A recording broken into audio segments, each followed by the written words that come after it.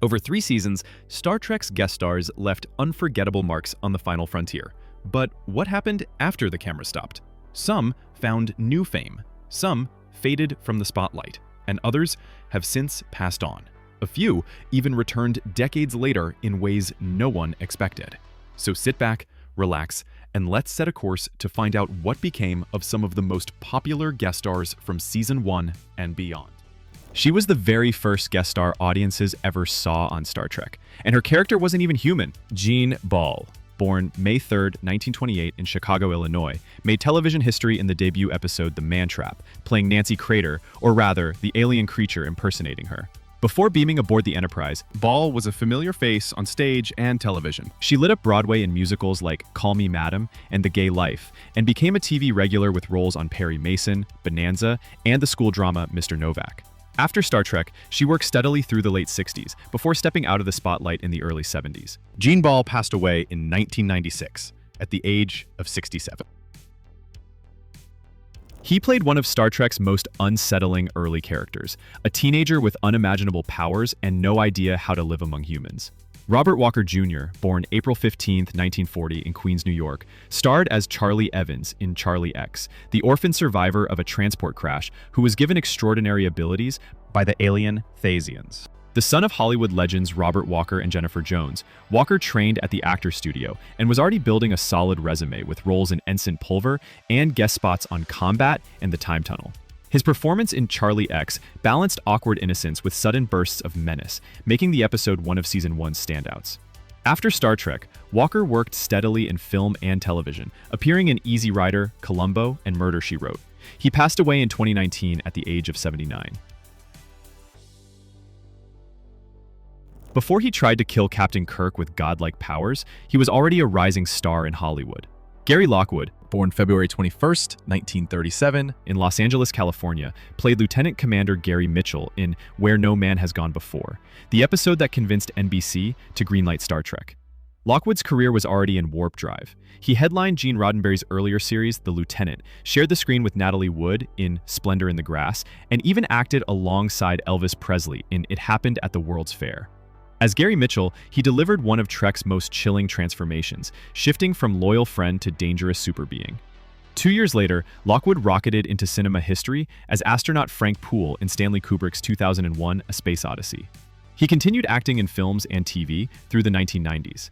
In 2025, Gary Lockwood is 88 years old. She stood toe-to-toe with a man becoming a god, and paid the ultimate price. Sally Kellerman, born June 2, 1937, in Long Beach, California, appeared as Dr. Elizabeth Daner in Where No Man Has Gone Before, a psychiatrist who must decide whether to save her friend or save the ship. Kellerman had been working in Hollywood for nearly a decade, with guest roles on The Twilight Zone and The Outer Limits, before Trek came calling. Just 4 years later, she earned an Oscar nomination for her unforgettable turn as Hot Lips Houlihan in Robert Altman's MASH. Her career spanned over 60 years, with standout roles in Back to School, Brewster McCloud, and a parallel career as a singer. In 2022, Sally Kellerman passed away in Woodland Hills, Los Angeles, at the age of 84. He was the charming helmsman who sang I'll Take You Home Again, Kathleen, while under alien influence. Bruce Hyde, born September 14, 1941 in Dallas, Texas, played Lieutenant Kevin Riley in The Naked Time, and returned briefly in The Conscience of the King. Before Star Trek, Hyde was a young stage actor with television guest spots including Dr. Kildare. His easygoing charm made Riley a fan favorite despite only appearing in 2 episodes. After leaving Hollywood in the late 60s, Hyde became a theater professor at St. Cloud State University and earned a PhD in communication. He passed away at the age of 74 in 2015. Before he became Trek's most lovable rogue, he was already a veteran of stage and screen. Roger C. Carmel, born September 27, 1932, in Brooklyn, New York, originated the role of Harcourt Fenton Harry Mudd in Mudd's Women and later returned in I, Mudd. Carmel's pre-Trek credits included Broadway productions and television appearances on The Dick Van Dyke Show and The Man from U.N.C.L.E. His portrayal of Mudd combined comic timing with a con man's charm, making the character one of the most memorable recurring figures in the original series. After Star Trek, Carmel worked steadily in television, voice acting, and commercials, most famously as the voice of the Transformers Cyclonus. He was 54 when he passed away in 1986. When Star Trek introduced its first recurring rogue, Harry Mudd, he wasn't alone, and Eve McCurron was the one who stood out. Karen Steele, born March 20th, 1931, in Honolulu, Hawaii, played the tough yet vulnerable mail-order bride in Mudd's Women. Before beaming aboard the Enterprise, Steele was already a familiar face in westerns like Maverick and Bonanza, and in films such as Ride Lonesome. As Eve, she was the moral center of the story, the one woman willing to see past Mudd's promises and face the truth about her life. She continued acting into the early 1970s before stepping away from Hollywood. She passed away in 1988 at the age of 56. Alongside Steele's Eve was the mysterious Magna Kovacs, played by Susan Denberg, the exotic beauty of Mudd's trio. Denberg, born August 2, 1944, in Bad Polsen, Germany, was already well known as Playboy's Miss August 1966 before taking the role in Mudd's Women. After Star Trek, Denberg's career took a stranger turn. She appeared in the cult Hammer horror film Frankenstein Created Woman and had a brief run in modeling and publicity appearances. Then came rumors and tabloid stories, including false reports of her death, after she abruptly returned to Europe. In later interviews, she spoke of personal struggles and a deliberate retreat from the entertainment world. Now living quietly in Austria, Susan Denberg is 81 years old in 2025. The youngest of Mudd's cargo was Ruth Bonaventure, played by Maggie Threat. Born November 18, 1946, in New York City, Threat had been a teenage model before breaking into acting. She even recorded a pop single, Soupy, produced by Bob Crew. Her appearance in Mudd's Women became her signature screen credit, though she also popped up in shows like The Wild Wild West and Run for Your Life. By the early 1970s, she had stepped away from acting completely. Maggie Threat passed away in 2022 at 76 years of age. In What Are Little Girls Made Of, Captain Kirk beams down to meet Dr. Roger Corby, the pasteur of archaeological medicine, only to find a man hiding a dangerous secret. Michael Strong, born February 8, 1918, in New York City, played Corby, the brilliant scientist who believes android duplicates can save humanity. Strong was already a seasoned stage and television actor before Star Trek, with Broadway credits and appearances on The Twilight Zone and Perry Mason.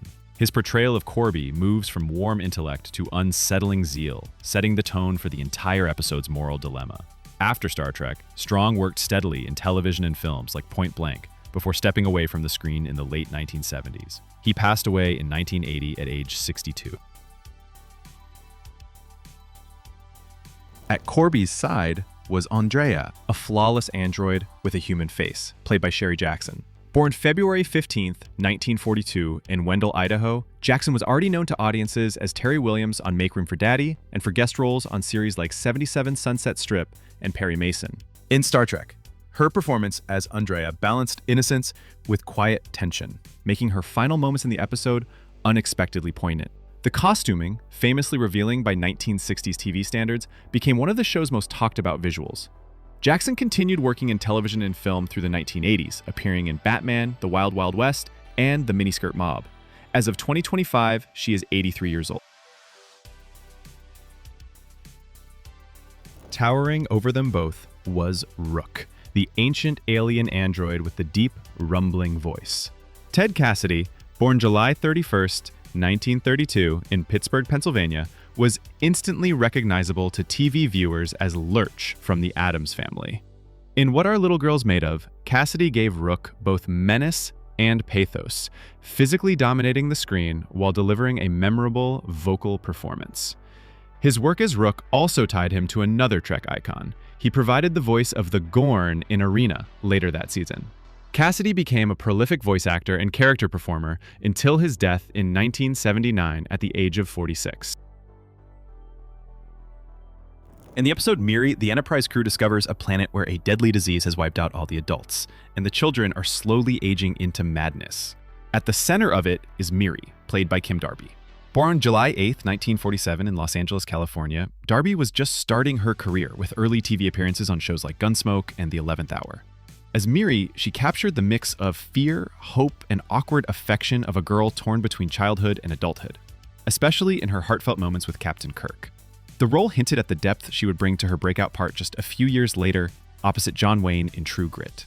Darby continued working steadily in film and television for decades, including Better Off Dead and The X-Files. As of 2025, she is 78 years old. Miri's world also had a self-appointed leader, John, played by Michael J. Pollard. Born May 30th, 1939 in Passaic, New Jersey, Pollard had already made his mark with stage work and guest TV roles before appearing in Star Trek. As John, Pollard brought an edge of street-smart suspicion to the otherwise frightened group of children. His quirky energy stood out, even in a cast full of young actors.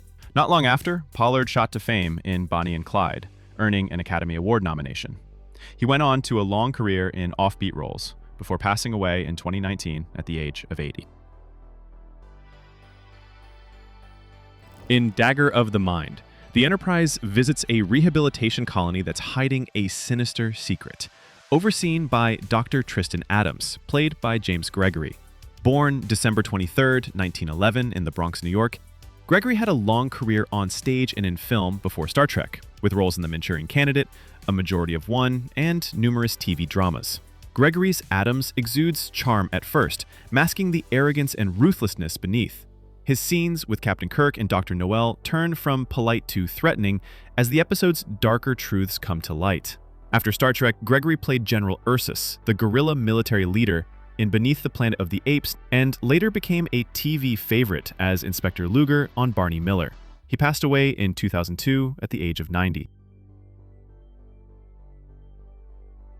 The first sign that something is wrong at the colony comes from Dr. Simon Van Gelder, played by Morgan Woodward. Born September 16, 1925 in Fort Worth, Texas, Woodward was a prolific TV guest star, with appearances on Gunsmoke, Bonanza, and Perry Mason.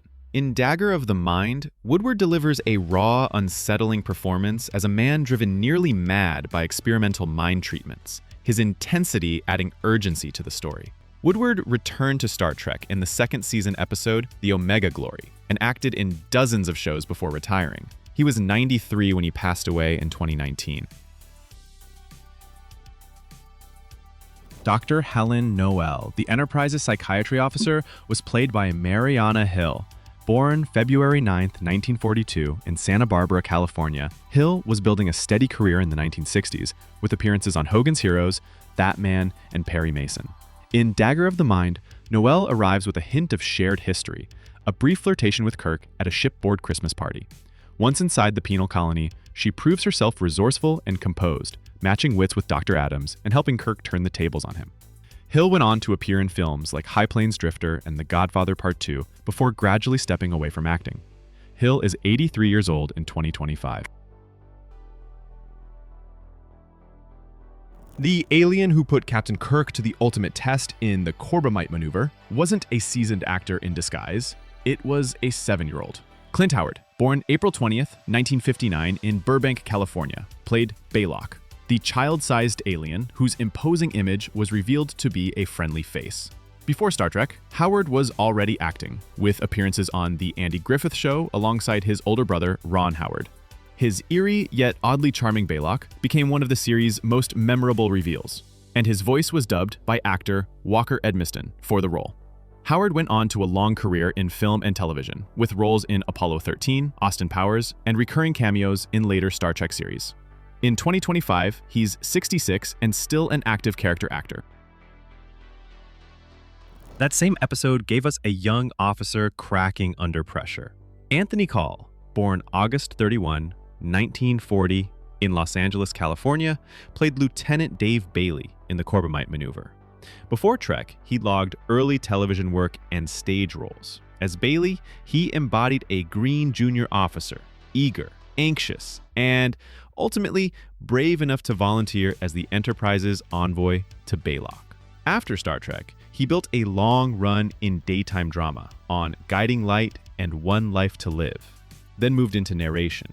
He turns 85 in 2025. In the Menagerie, the Enterprise is drawn into a court-martial over Spock's strange actions, overseen by Commodore Jose Mendez, played by Malachi Throne. Born December 1st, 1928 in New York City, Throne was already a familiar voice and face on 1960s television, with guest spots on Perry Mason, The Untouchables, and Batman. As Mendez, Throne anchored the framing story around flashback footage from The Cage, the show's original but unaired pilot. He also provided the voice of the Keeper in that pilot, making him uniquely tied to two pivotal moments in Trek history. After Star Trek, Throne enjoyed a long career in television and stage, appearing in Mission Impossible, The $6 Million Man, and Babylon 5. He passed away in 2013 at 84 years old. The original captain of the Enterprise wasn't Kirk, it was Christopher Pike, portrayed by Jeffrey Hunter. Born November 25, 1926, in New Orleans, Louisiana, Hunter had starred in films like The Searchers and King of Kings before being cast in Star Trek's first pilot, The Cage. In The Menagerie, Hunter's Pike appears mostly in archival footage, with the character now gravely injured and confined to a life support chair. His original portrayal in The Cage set a more somber tone for the captain's role. Hunter continued acting in film and television until his untimely death in 1969 at the age of 42. The woman at the center of Captain Pike's memories was Vina, played by Susan Oliver. Born February 13, 1932 in New York City, Oliver was a versatile actress who had already built a resume with appearances on Wagon Train, The Twilight Zone, and Route 66. In The Menagerie, she's seen both as herself and in the illusions created by the Telosians, shifting from beauty to disfigurement in one of Trek's most haunting reveals. Much of her performance came from footage shot for The Cage, the show's original pilot. Oliver went on to act, direct, and even become a record-setting pilot. She passed away in 1990 at 58. He played the man accused of one of the worst massacres in Federation history. Arnold Moss, born January 28, 1910 in Brooklyn, New York, appeared as Anton Caridian, secretly Kodos the Executioner, in The Conscience of the King. Before Star Trek, Moss was a respected stage actor and radio performer who transitioned to film and television, with credits including The 27th Day, Alfred Hitchcock Presents, and Perry Mason. His portrayal of Caridian was layered and nuanced, balancing the dignity of a Shakespearean actor with the guilt of a hidden war criminal. Moss continued acting in television through the 1970s and also taught at Brooklyn College. He passed away in 1989 at 79 years old. The ambitious daughter determined to protect her father's secret was Lenore Caridian, played by Barbara Anderson. Born November 27, 1945 in Brooklyn, New York, Anderson was early in her career when she landed the role in The Conscience of the King. Her Lenore is charming and refined on the surface, but reveals an increasingly dangerous obsession as the truth closes in. Anderson's performance added a tense personal dimension to the episode's mystery. She went on to win an Emmy for her work on Ironside and later appeared on Mission Impossible and Murder, She Wrote. In 2025, she is 79. He was the face of the Romulans when they first appeared in Star Trek. Mark Leonard, born October 15, 1924 in Chicago, Illinois, played the Romulan commander in Balance of Terror. Before Trek, Leonard built a solid stage and TV career, with appearances on Perry Mason, the FBI, and Here Come the Brides. His Romulan commander was no one-dimensional villain.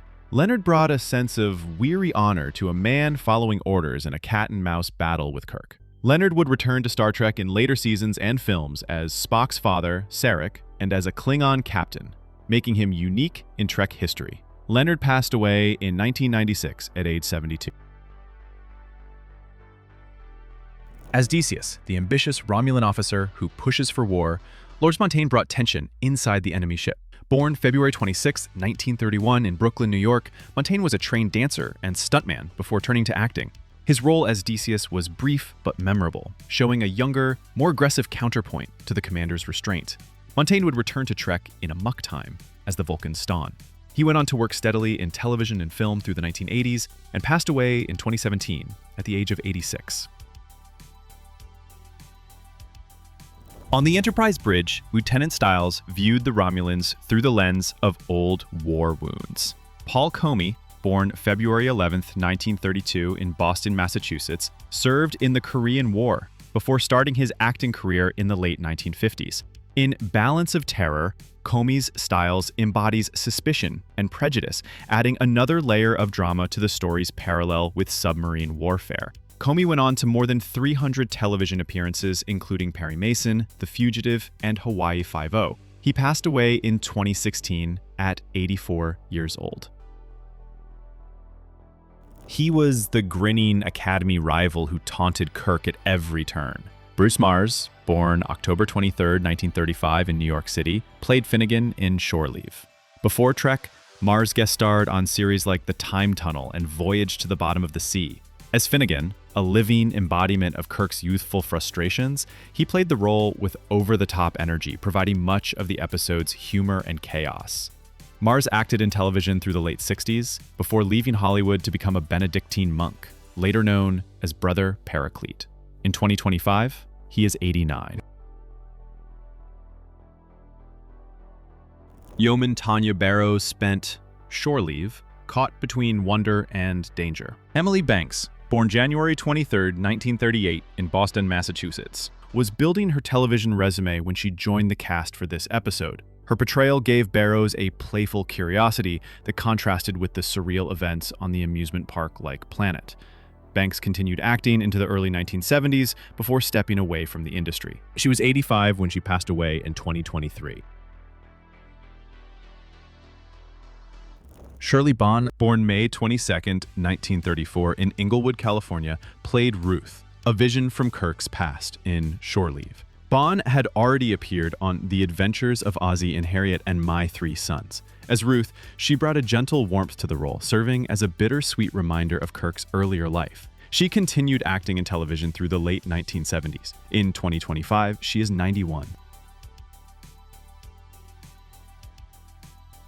The caretaker of the planet in Shore Leave was played by Oliver McGowan. Born June 6, 1907 in Fort Dodge, Iowa, McGowan was a veteran television character actor with dozens of credits in the 1950s and 1960s. As the calm, matter-of-fact caretaker, he provided the episode's explanation for its bizarre events, grounding the story in Trek's science fiction premise. McGowan continued working in television and film into the 1970s. He passed away in 1971 at 64. In the Galileo 7, tensions run high as a shuttle crew is stranded on a hostile planet, and Lieutenant Boma challenges Spock's leadership. Don Marshall, born May 2, 1936 in San Diego, California, played Boma with a mix of defiance and determination. Before Star Trek, Marshall had guest roles on Tarzan and Combat and was one of the few black actors to land substantial parts in 1960s television. His work in the Galileo 7 stood out for giving Spock a strong and articulate foil. Marshall went on to co-star in Land of the Giants and appeared in numerous TV series and films. He was 80 when he passed away in 2016. Commissioner Ferris, the by-the-book official pressuring Kirk to abandon the rescue, was played by John Crawford. Born September 13, 1920 in Colfax, Washington, Crawford was already a prolific character actor in film and TV. In the Galileo 7, his role added urgency and bureaucratic tension to the episode's ticking clock. Crawford continued working into the 1990s, appearing in The Towering Inferno, The Waltons, and Barnaby Jones, before passing away in 2010 at the age of 90. Yeoman Mears was played by Phyllis Douglas, born July 24, 1936 in Los Angeles, California. Douglas had a brief but notable Hollywood resume, including an appearance as one of the children in Gone with the Wind. In the Galileo 7, she brought a calm and capable presence to the shuttle crew. She made one more Trek appearance in The Way to Eden before retiring from acting. Douglas passed away in 2010 at age 73. He was the flamboyant, godlike prankster who treated the Enterprise like his personal plaything. William Campbell, born October 30, 1923 in Newark, New Jersey, played Trelane in The Squire of Gothos. Before Star Trek, Campbell had roles in films like The High and the Mighty and Dementia 13, and appeared on numerous TV shows including Bonanza and Perry Mason. As Trelane, he brought theatrical flair and playful menace, creating one of the most memorable one-off antagonists in the series. Campbell later returned to Trek as the Klingon captain Koloth in The Trouble with Tribbles, and reprised the role on Deep Space Nine. He was 87 when he passed away in 2011. In Tomorrow is Yesterday, a 20th century Air Force pilot finds himself beamed aboard the Enterprise after pursuing a UFO, only to discover it's the starship itself. Roger Perry, born May 7, 1933 in Davenport, Iowa, played Captain John Christopher. Before Trek, Perry was a familiar face on television, appearing in 77 Sunset Strip, The FBI, and Harrigan and Son. As Christopher, he blended skepticism, humor, and duty, making him one of the most likable one-time visitors to the Enterprise. Perry enjoyed a long career in television and film before retiring. He passed away in 2018 at the age of 85.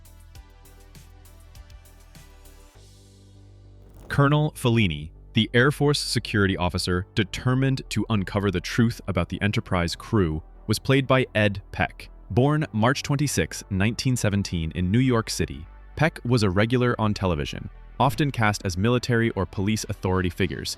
In Tomorrow is Yesterday, his no-nonsense style provided a sharp contrast to the crew's efforts to return Christopher to his own time without altering history. Peck went on to roles in Happy Days and Benson, becoming one of TV's most recognizable authority figures. Ed Peck passed away in 1992 at the age of 75. In Court Martial, Samuel T. Cogley is the eccentric defense attorney who takes Captain Kirk's case.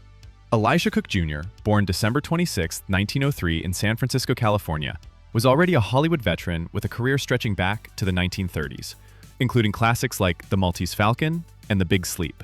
Cook brought Cogley to life as a fast-talking, book-loving lawyer who valued human judgment over computer evidence. His spirited defense of Kirk made the character a fan favorite despite a single appearance. Cook continued acting in films and television into the late 1980s. He passed away in 1995 at 91 years of age. Commodore Stone, the officer presiding over Kirk's trial, was played by Percy Rodriguez. Born June 13, 1918 in Montreal, Canada, Rodriguez was a stage-trained actor who broke barriers for black performers in television during the 1960s. In Court Martial, his calm authority gave weight to the proceedings, balancing fairness with the pressure of Starfleet protocol. Rodriguez went on to a long career in film, TV, and voice work, including narrating numerous movie trailers. He was 89 when he passed away in 2007. Prosecutor Ariel Shaw was played by Joan Marshall. Born June 9, 1931, in Chicago, Illinois. Marshall was an established television actress with credits on Maverick, Surfside 6, and Hawaiian Eye. In Court Martial, she played Shaw with sharp wit and professional poise, while hinting at a past personal connection with Kirk. Marshall continued acting into the early 1970s before retiring. She passed away in 1992 at 61 years old. The man at the center of the case was Lieutenant Commander Ben Finney, played by Richard Webb. Born September 9, 1915, in Bloomington, Illinois, Webb was best known for starring in the 1950s crime series Border Patrol. In Court Martial, Webb portrayed Finney as a deeply embittered officer whose personal grudge leads to a staged death and false charges against Kirk. Webb continued acting through the late 1970s and also wrote self-help books. He passed away in 1993 at the age of 77. In The Return of the Archons, Rager is the quiet ally who risks everything to help Kirk and Spock uncover the truth about Landru. Harry Towns, born September 18, 1914 in Huntsville, Alabama, was a prolific television actor with hundreds of guest roles, including The Twilight Zone and Perry Mason. Towns played Rager with understated courage, giving the resistance movement a human face amid the episode's eerie, mind-controlled populace. He continued acting into the late 1980s before leaving Hollywood to become an ordained Episcopal priest, before passing away in 2001 at the age of 86. Torrin Thatcher, born January 15, 1905 in Bombay, British India, played Marplon, a member of Landru's inner circle who secretly aids the Enterprise crew. Before Trek, Thatcher had a commanding screen presence in films like The Seventh Voyage of Sinbad and Blackbeard the Pirate. In The Return of the Archons, his mix of authority and quiet subversion gave the story one of its most satisfying twists. Thatcher continued acting into the 1970s. He passed away in 1981 at the age of 76. Charles Macaulay, born September 26, 1927 in Kentucky, appeared as Landru, or at least the holographic projection of him, in The Return of the Archons. Macaulay's dignified, almost priestly delivery gave the illusion of Landru an imposing, godlike quality that fit the episode's themes of control and obedience. He went on to work extensively in television and film through the 1980s. Macaulay passed away in 1999 at 71. Before becoming a cult favorite in horror films, Sid Haig had a small but notable part in The Return of the Archons. Born July 14, 1939 in Fresno, California, he appeared as the first lawgiver, one of Landru's enforcers. Haig's role was brief, but his imposing physical presence and commanding voice made the lawgivers a memorable threat in the episode.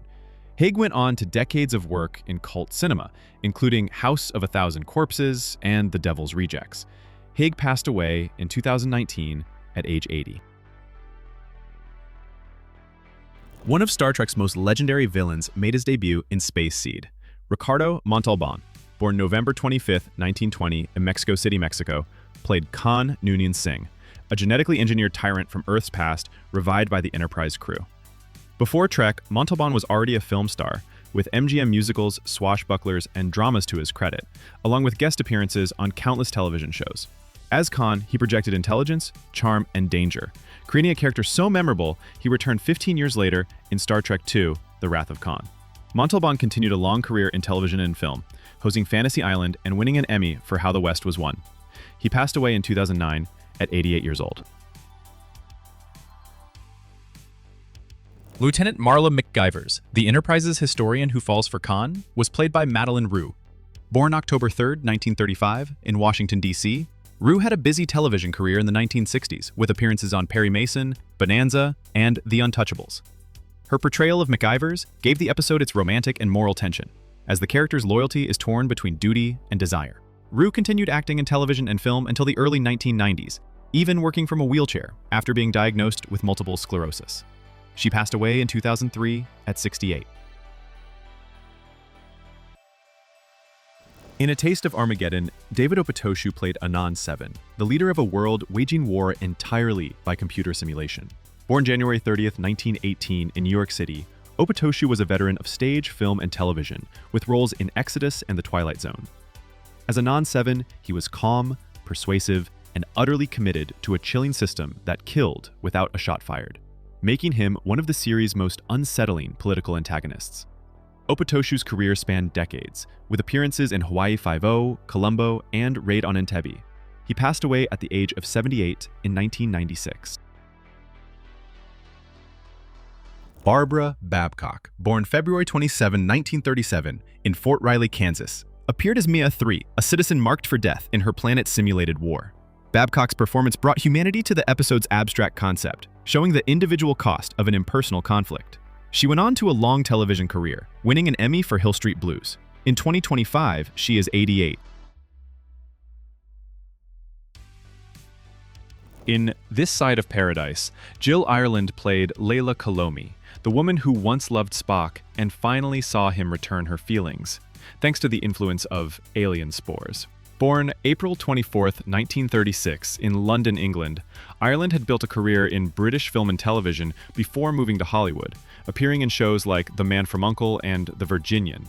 Her Layla was gentle but persistent, giving the episode its emotional core, as Spock wrestled with the life he could have had. Ireland went on to co-star in numerous films, many alongside her husband, Charles Bronson, and became a prominent advocate for cancer awareness after her own diagnosis. She passed away in 1990 at the age of 54. Frank Overton played Elias Sandoval, leader of the colonists living under the spores' peaceful influence in This Side of Paradise. Born March 12, 1918 in Babylon, New York, Overton was an accomplished stage actor who had also appeared in The Twilight Zone and as the sheriff in To Kill a Mockingbird. As Sandoval, Overton projected calm authority, showing no malice toward Kirk's intrusion but making it clear the colonists would not willingly give up their idyllic existence. Overton continued working in television and film until his death in 1967 at the age of 49.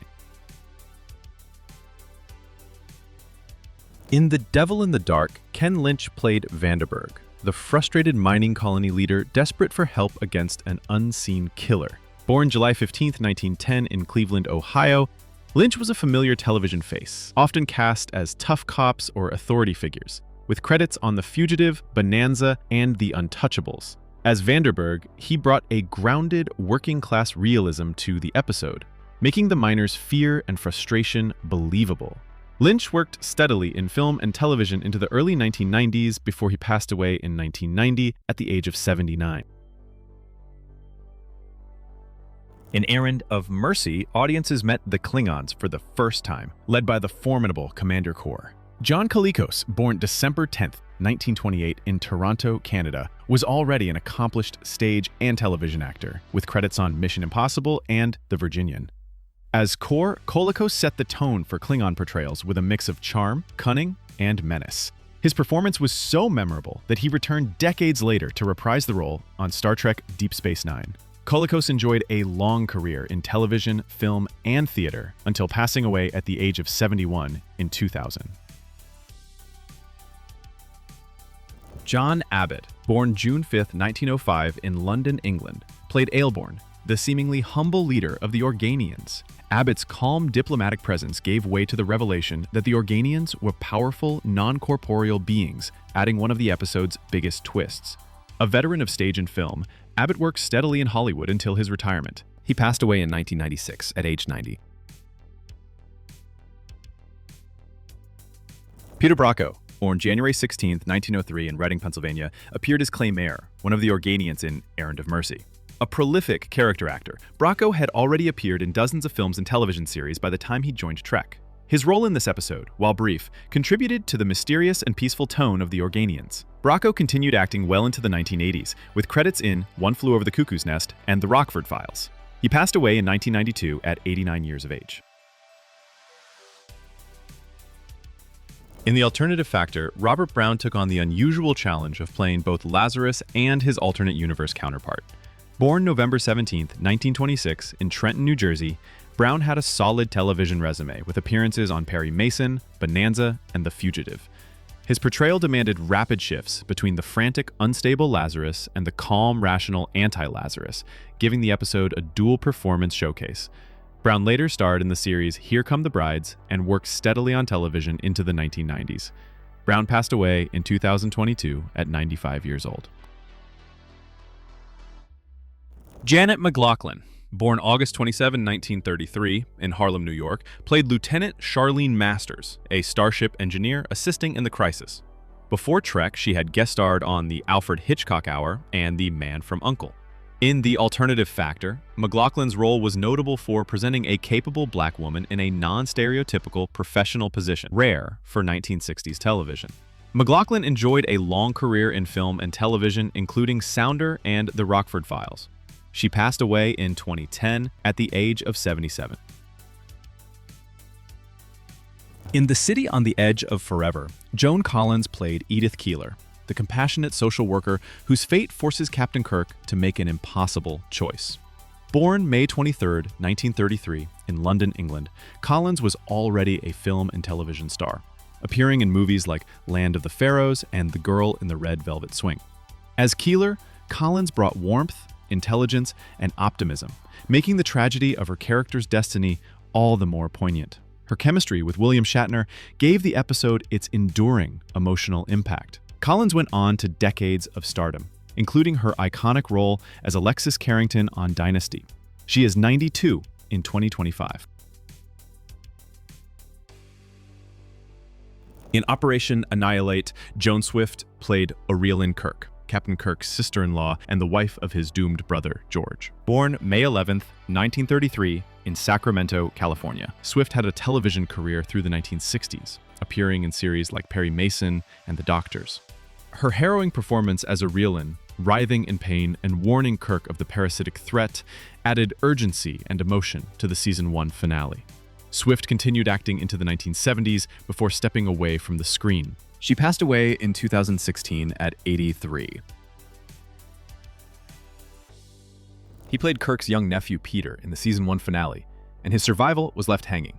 Craig Hunley, born November 22, 1954, in Sherman Oaks, California, appeared as Peter Kirk in Operation Annihilate, and later returned in season 3 as Tommy Starnes in And the Children Shall Lead. After Star Trek, Hunley shifted from acting to music, becoming Craig Huxley and building a respected career as a composer and performer. He invented his own version of the blaster beam, a massive stringed instrument whose deep metallic tones created the unforgettable sound of V'ger in Star Trek the Motion Picture and other films. In 2025, he's 70 years old.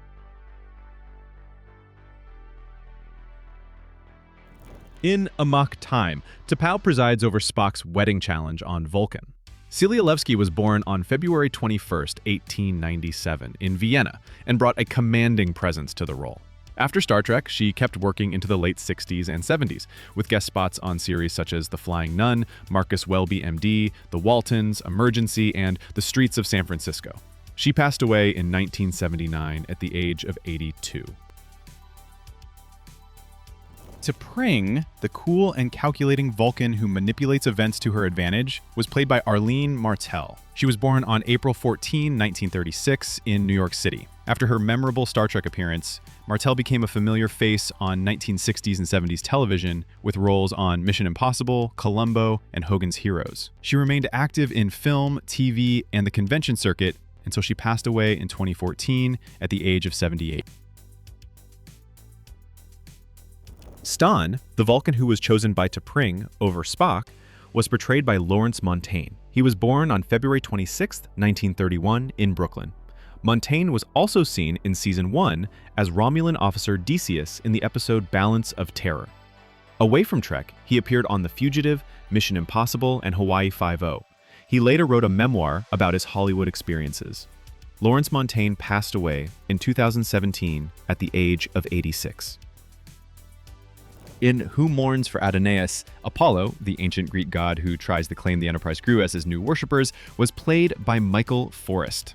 Born on April 17, 1929, in Harvey, North Dakota, Forrest had a long and varied career in film, TV, and voice work. After Trek, he appeared on The Wild Wild West, Perry Mason, and Rawhide, and later found success in voice acting for animation and dubbed films. As of 2025, Michael Forrest is 96 years old. In the same episode, Who Mourns for Adonais, Leslie Parrish played Lieutenant Carolyn Palamas, the archaeologist who draws Apollo's attention.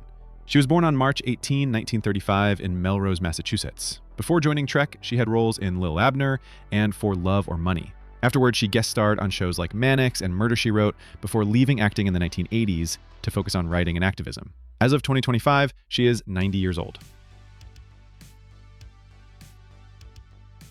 In Mirror Mirror, Barbara Luna played Marlena Moreau, the seductive captain's woman in the Mirror universe. She was born on March 2, 1937 in Manhattan. After Star Trek, Luna stayed busy with appearances on Hawaii Five-0, Mission Impossible, and The Man from U.N.C.L.E. She also appeared in films like Ship of Fools and Fire Creek, and remained active on the Star Trek convention circuit for years. In 2025, Barbara Luna is 88 years old. In The Apple, the Enterprise encounters a paradise planet controlled by a deadly machine god named Val. Keith Andes played Akuta, the tribal leader with antennae who serves as Val's voice. Born July 12, 1920 in Ocean City, New Jersey, Andes had a steady career in film and TV. After Star Trek, he continued to appear on series like The Rifleman, Climax, and This Man Dawson. He later shifted toward voice work and stage musicals. Keith Andes passed away in 2005 at the age of 85. Following Akuta's eerie calm, the Apple introduced Sayana, one of the wide-eyed villagers untouched by life outside of Val's influence. She was played by Shari Nims, born January 9, 1947, in Santa Barbara, California. Her time in Hollywood was brief, with a few supporting roles, including a part in Easy Come Easy Go opposite Elvis. After that, she quietly left the industry. Years later, she reconnected with Star Trek fans through the convention circuit. As of 2025, Shari Nims is 78. Also in The Apple, Celeste Yarnall appeared as Yeoman Martha Landon, a rare red shirt who not only survives but gets a romantic subplot with Chekhov. She was born July 26, 1944 in Long Beach, California. After Star Trek, Yarnall appeared in Live a Little, Love a Little with Elvis Presley and made guest appearances on Bonanza, The Man from U.N.C.L.E., and Melrose Place. She later became an author and advocate for holistic health before passing away in 2018 at the age of 74. Before he became famous as Hutch, David Soul made one of his earliest TV appearances in The Apple as Makora, one of the native villagers. Born August 28, 1943 in Chicago, Soul had bit parts in shows like Flipper and I Dream of Jeannie before Trek. Afterward, he shot to fame as Ken Hutchinson in Starsky and Hutch, and also had a successful musical hit with Don't Give Up on Us. David Soul passed away in 2024 at the age of 80. In The Doomsday Machine, William Wyndham appears as a tormented Starfleet officer, Commodore Matt Decker, desperate to stop a planetary weapon that destroyed his ship and crew. Wyndham was born on September 28, 1923, in Manhattan, New York, and brought raw intensity to Decker's breakdown. After his Star Trek guest spot, he went on to win an Emmy for My World and Welcome to It, and became a beloved recurring character on Murder, She Wrote. Wyndham passed away in 2012 at the age of 88. In Catspaw, Antoinette Bauer portrays Sylvia, the enchanting alien temptress who tests the Enterprise crew with eerie illusions. Born September 30, 1932 in Baden-Baden, Germany, Bauer built a steady TV career, appearing in shows like The Twilight Zone, Mission Impossible, and Hogan's Heroes. After wrapping Neon Rider in 1992, she retired from acting. As of 2025, she is 92 years old. Sharing the screen's sinister energy, Theodore, or Theo, Marcuse plays Korob, the alien sorcerer who, alongside Sylvia, traps Kirk in a haunted castle. Born August 2, 1920, in Seattle, Washington, Marcuse was a frequent TV character actor, often villainous. Tragically, his life was cut short in a car accident on November 29, 1967, just a month after the episode aired, at age 47. In I, Mudd, the unforgettable con artist Harry Mudd returns, played once again by Roger C. Carmel. Born September 27, 1932 in Brooklyn, New York, Carmel was one of the few guest stars to reprise his role on Star Trek. After Trek, he stayed active on television with appearances on Batman, The Mothers-in-Law, and later moved into voice acting. He became the voice of Smokey Bear in public service ads and voiced Cyclonus in the Transformers animated series. Carmel passed away in 1986 at the age of 54. The android Norman, who hijacks the Enterprise in I, Mudd, was played by Richard Tatro. Born July 1, 1939 in Massachusetts, his screen career was short-lived, with Star Trek marking his final known appearance. He passed away in 1991 at just 52 years old. In the same episode, twin androids Alice No. 1 to 250 and Alice No. 251 to 500 were portrayed by real-life identical twins, Alice and Rhea Andrees.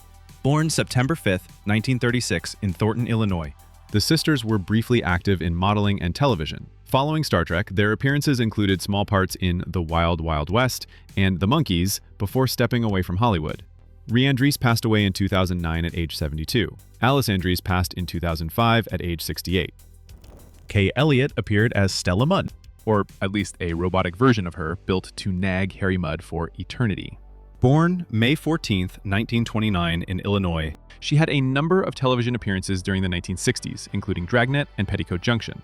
After Star Trek, she had a few minor roles before retiring from acting. Kay Elliott passed away in 1982 at the age of 53. In Metamorphosis, the crew meets the legendary Zephram Cochrane, played by Glenn Corbett. Born August 17, 1933 in El Monte, California, Corbett had already built a name in film and TV. After Trek, he starred on The Doctors, had recurring roles on Dallas, and made guest appearances on shows like Bonanza and Gunsmoke. He passed away in 1993 at the age of 59. Eleanor Donahue played Commissioner Nancy Hedford in the same episode, a Federation diplomat caught in an alien encounter with life-changing consequences. She was born April 19, 1937 in Tacoma, Washington. Known earlier for Father Knows Best and The Andy Griffith Show, Donahue returned to TV after Trek with appearances on The Odd Couple, Mork and Mindy, Murder, She Wrote, and Dr. Quinn Medicine Woman. As of 2025, she is 88 years old. In Journey to Babel, we meet Spock's human mother, Amanda, portrayed by Jane Wyatt. Born August 12, 1910 in New Jersey, Wyatt was already known for her role on Father Knows Best. After Star Trek, she kept working in film and TV with appearances in The Love Boat, St. Elsewhere, and Fantasy Island. Jane Wyatt passed away in 2006 at the age of 96. Sarek, Spock's father, made his first appearance in Journey to Babel, played by Mark Leonard. He was born October 15, 1924, in Chicago. Leonard would go on to reprise the role of Sarek in multiple Star Trek films and The Next Generation, making him one of the franchise's most enduring guest stars. He passed away in 1996 at the age of 72. In Friday's Child, Eileen, the pregnant Capellan noblewoman, was played by Julie Newmar. Born August 16, 1933 in Los Angeles, she was already famous as Catwoman on Batman. After Star Trek, Newmar continued acting into the 80s and remains a beloved pop culture icon. As of 2025, she is 92. Mayob, the hot-headed tribal leader, was portrayed by Michael Dante, born Ralph Reuben Vitti on September 2, 1931 in Stamford, Connecticut. Before Trek, he appeared in numerous westerns and TV dramas. Afterward, he had recurring roles on Days of Our Lives and General Hospital and remains active in conventions at 93. Portraying Krass, the loyal Klingon officer, was Teague Andrews. Born March 19, 1920, in Brooklyn, New York, Andrews was best known for The Mod Squad and played the first Klingon ever to die on screen. He passed away on January 27, 2007, at age 86. In the deadly years, Commodore Robert Stocker takes command as the Enterprise crew rapidly ages. He was portrayed by Charles Drake. Born October 2, 1917 in New York City, Drake continued acting in film and TV through the early 1970s. He passed away in 1994 at the age of 76.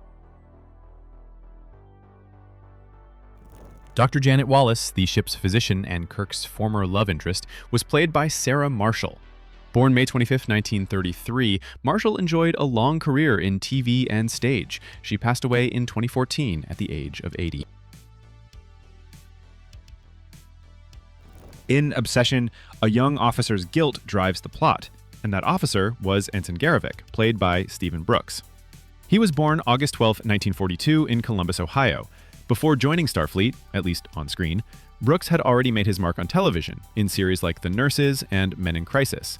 But his biggest break came after Star Trek when he starred in The FBI, opposite Ephraim Zimbalist Jr. He later took roles in Bonanza and The Interns before stepping away from acting in the 1980s. Stephen Brooks passed away in 1999 at the age of 57. In Wolf in the Fold, the mysterious and bureaucratic Administrator Hengist interrogates Scotty under suspicion, an unsettling role brought to life by John Fiedler.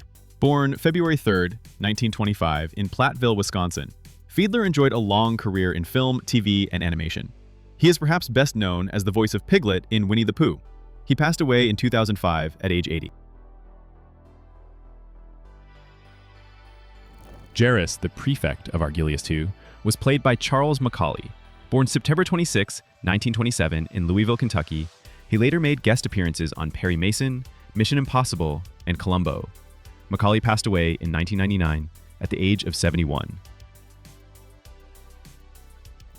Sibo, Jarrus' wife, performs a mind-reading ritual central to the episode's mystery. She was played by Pilar Serrat, born July 25, 1938 in Manila. After Trek, she continued acting in TV throughout the 1960s before retiring. Pilar Serrat passed away in 2001 at age 62. In The Trouble with Tribbles, Federation Undersecretary Nils Barris was portrayed by veteran character actor William Schallert. Born July 6, 1922 in Los Angeles, he had a prolific career in television with roles on The Patty Duke Show, The Twilight Zone, and Get Smart. Schallert passed away in 2016 at the age of 93. Stanley Adams played the unforgettable intergalactic traitor Cyrano Jones. Born April 7, 1915 in New York, Adams brought a manic energy to the role. Outside of Trek, he appeared in Gilligan's Island, The Addams Family, and McHale's Navy. He passed away in 1977 at the age of 62. Klingon Captain Koloth was played by William Campbell, who was born October 30th, 1923 in Newark, New Jersey. A frequent Trek guest star, Campbell also portrayed the mischievous Trelane in The Squire of Gothos. He returned as Koloth decades later on Deep Space Nine. He passed away in 2011 at the age of 87. Michael Pataki took on the role of Korax, the hot-headed Klingon who insults the Enterprise crew in a barroom brawl for the ages. Born January 16, 1938 in Ohio, Pataki later appeared in Halloween 4, Lassie, and Get Christy Love. He passed away in 2010 at the age of 72. Arnie Darvin, the undercover Klingon disguised as a human bureaucrat, was played by Charlie Brill.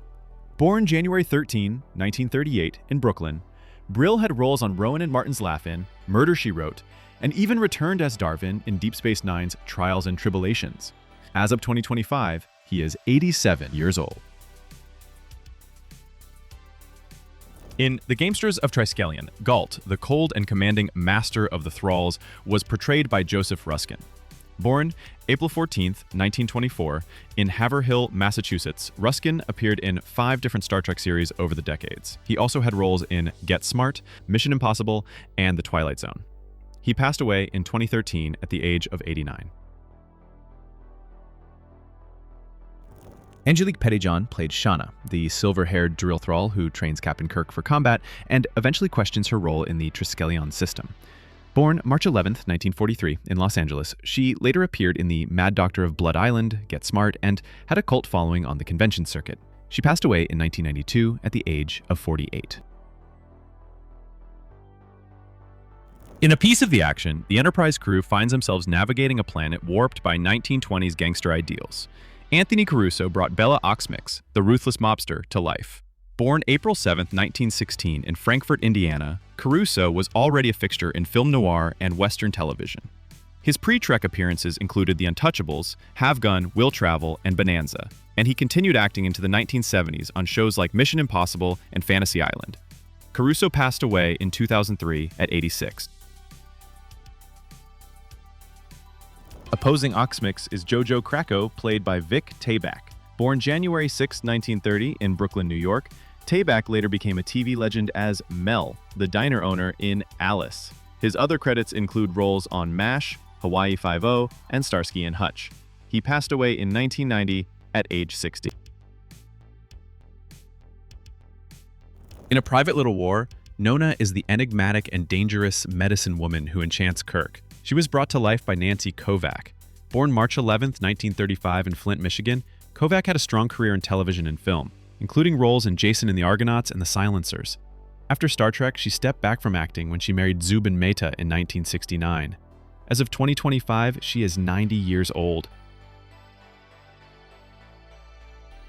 Nona's husband, the tribal leader Tyree, was portrayed by Michael Whitney. Born November 21, 1931 in Ticonderoga, New York, Whitney guest starred on Bonanza and Gunsmoke before joining Star Trek. He continued acting in film and TV through the early 1980s. Whitney passed away in 1983 at the age of 52. In Return to Tomorrow, Lieutenant Commander Dr. Anne Mulhall is the brilliant astrobiologist drawn into a mind-bending encounter with telepathic beings. She was portrayed by Diana Muldaur, born August 19, 1938, in Brooklyn, New York. Muldaur continued to build her career with roles in McCloud, Born Free, and later became well known for playing Dr. Catherine Pulaski on Star Trek The Next Generation. She also earned 2 Emmy nominations for LA Law. As of 2025, she is 87 years old. In Patterns of Force, historian John Gill delivers a chilling report about a planet modeled after Nazi-era Earth. The role was filled by David Bryan, born August 5, 1914, in New York City. Already a Golden Globe nominee for Intruder in the Dust, 1949, he continued appearing on TV in shows like The Untouchables, Rawhide, and Mission Impossible. He passed away in 1993 at the age of 78. In By Any Other Name, the imposing Kelvin Commander Rojan is portrayed by Warren Stevens. Born November 2, 1919, in Clarks Summit, Pennsylvania, Stevens had a long and varied career in both film and television, from Forbidden Planet to guest roles on Mission Impossible and Land of the Giants. He passed away in 2012 at the age of 92. Opposite Rojan is Kalinda, played by Barbara Boucher. Born August 15, 1943, in Reichenberg, now Liberec, Czech Republic, Boucher had already made a name for herself in Hollywood before appearing on Star Trek. Afterward, she found fame in Italian cinema throughout the 1970s and even returned to American screens with a role in Gangs of New York in 2002. As of 2025, she is 82 years old. In The Omega Glory, Morgan Woodward played Captain Ron Tracy, a Starfleet officer who breaks the Prime Directive in a desperate bid to survive. Woodward, born September 16, 1925 in Fort Worth, Texas, had previously appeared in Season 1 as the tormented Dr. Simon Van Gelder in Dagger of the Mind. His commanding screen presence and piercing stare made him a popular character actor in both film and television. He passed away in 2019 at the age of 93. In The Ultimate Computer, the brilliant but troubled Dr. Richard Daystrom is entrusted to create the M5, an advanced computer designed to run the USS Enterprise autonomously. Daystrom was portrayed by William Marshall. Born August 19, 1924, in Gary, Indiana, Marshall came from a rich theater and opera background, and later gained cult status for roles like Blackula and the King of Cartoons on Pee-wee's Playhouse. He passed away in 2003 at the age of 78. The commanding Starfleet officer in charge of the M5 trial, Commodore Robert Wesley, was played by Barry Russo. Born May 3, 1925, Russo previously appeared on Star Trek as Lieutenant Commander Giotto in The Devil in the Dark. He passed away in 2003 at the age of 78. In Bread and Circuses, the ruthless proconsul Claudius Marcus is portrayed by Logan Ramsey. Born March 21, 1921, in Long Beach, California, Ramsey was a familiar face on TV in shows like Mission Impossible, MASH, and Hawaii Five-0. He passed away in 2000 at the age of 79. Captain R.M. Merrick, aka Maricus. The Enterprise surveyor who assimilated into the planet's society was played by William Smithers. Born July 10, 1927 in Richmond, Virginia, Smithers later became known as J.R. Ewing's nemesis, Jeremy, on Dallas. As of 2025, he is 98 years old. Flavius Maximus, the rebel gladiator who defied the arena, was brought to life by Rhodes Reason. Born April 19, 1930 in Glendale, California, Reason starred in westerns and even played Daddy Warbucks in the Broadway musical Annie. He passed away in 2014 at age 84. Septimus, the former senator-turned-escaped slave leader, was played by Ian Wolfe. Born November 4, 1896 in Canton, Illinois, Wolfe was one of the oldest working character actors in Hollywood, with a career spanning 7 decades. He passed away in 1992 at age 95. Drusilla, the enchanting slave assigned to comfort Captain Kirk, was portrayed by Lois Jewell. Born October 8, 1938, she was also a model and appeared in The Flying Nun. She passed away in 2014 at age 76. In Assignment Earth, Robert Lansing steps into the role of Gary Seven, the mysterious 24th century agent on a mission to save humanity. Born June 5, 1928, in San Diego as Robert Howell Brown, Lansing built a distinguished career in television and film. He passed away on October 23, 1994, at age 66. Opposite him is Roberta Lincoln, portrayed by Terry Garr. Garr was born December 11, 1944, in Los Angeles. Her turn as the sharp-witted secretary was one of her earliest speaking roles, before she went on to earn acclaim in films like Young Frankenstein and Tootsie. She retired from acting in 2011 and passed away in 2024 at age 79. In the Season 3 opener Spock's Brain, the mysterious Kara leads the Imorgs in stealing Spock's mind. She was played by Marge Doucet, born February 20th, 1936, in Hays, Kansas. Doucet became a familiar face in television, later building a long career in daytime dramas like Guiding Light and All My Children. She also turned up on shows such as Barnaby Jones and Hawaii Five-0. Marge Doucet passed away in 2020 at the age of 83. Also in Spock's Brain, James Darris is simply credited as Creature in this episode. He was the brutish surface dweller who led the Morgs in an attack against Kirk's landing party. He was born November 13, 1933, in Chicago. Darris made the rounds on classic television, showing up in Mission Impossible, Mannix, and Hawaii Five-0. After Star Trek, his screen appearances became less frequent, and he eventually retired from acting. As of 2025, James Darris is 91.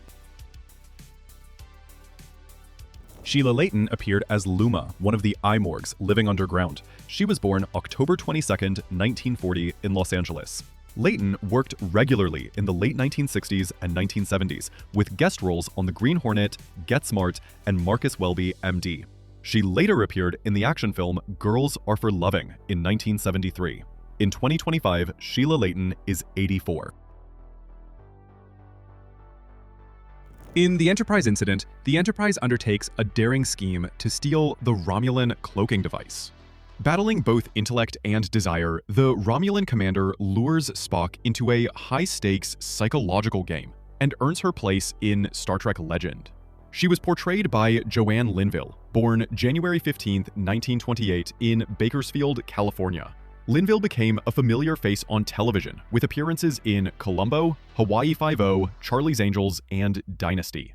On the big screen, she was seen in Gable and Lombard and A Star is Born. Later in life, she taught at the Stella Adler Academy's Acting Conservatory in Los Angeles. She passed away in 2021 at the age of 93. Jack Donner appears as Subcommander Tal, the Romulan first officer who confronts Kirk and demands the Enterprise's surrender. He was born in Los Angeles on October 29, 1928, and enjoyed a career spanning 6 decades across theater, television, and film. Donner holds the distinction of having appeared in 11 episodes of Mission Impossible, more than any other guest star. He later returned to Star Trek as a Vulcan priest on Enterprise, and co-founded the Oxford Theatre in LA, where he helped mentor emerging actors. Jack Donner passed away in 2019 at the age of 90. In The Paradise Syndrome, Kirk suffers amnesia and is mistaken for a god by a Native American-like tribe. Miramani, the gentle tribal priestess who loves him deeply, was portrayed by Sabrina Sharf, born October 17, 1943 in Delphos, Ohio. Sharf later left acting and became an environmental activist, lawyer, and real estate developer, and even ran for California State Senate in the 1970s. As of 2025, she is 81. Salish, the proud medicine chief who resents Kirk's sudden rise, was played by Rudy Solari, born December 21, 1934 in Modesto, California. Solari worked steadily in television, with roles on The Outer Limits, Voyage to the Bottom of the Sea, and Mission Impossible, before appearing in Star Trek. Afterward, he continued acting into the 1970s, with guest spots on shows like Quincy, The FBI, and The Bionic Woman. In his later years, he turned toward theater in Los Angeles, teaching and directing stage productions. Rudy Solari passed away in 1991 at the age of 56. The dignified Elder Goro, head of the village council, was brought to life by Richard Hale. Born November 16, 1892 in Rogersville, Tennessee, Hale first enjoyed success as a Shakespearean actor and opera singer, before Hollywood discovered his booming voice and imposing presence. Beyond Star Trek, he appeared in Julius Caesar, Friendly Persuasion, To Kill a Mockingbird, and countless westerns on television. He continued acting into the early 1970s before retiring. Hale passed away in 1981 at age 88. In the episode And the Children Shall Lead, the orphaned youngsters on the Enterprise fall under the sway of a mysterious being they call the Friendly Angel. But this seemingly gentle figure is in fact Gorgon, a malevolent entity determined to control the ship. He was played by Melvin Belli, born July 29, 1907, in Sonora, California.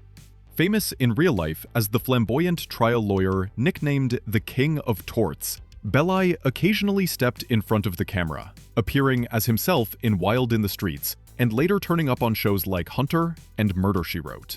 His portrayal of Gorgon remains his most unusual screen role. Melvin Belli passed away in 1996 at the age of 88. His son, Caesar Belli, played the alien-influenced child Steve O'Connell in the same episode. Caesar was born March 28, 1957, in San Francisco. His appearance came through his father's connection to the show, and it turned out to be his only acting credit. He later chose law over acting, and today works as a practicing attorney.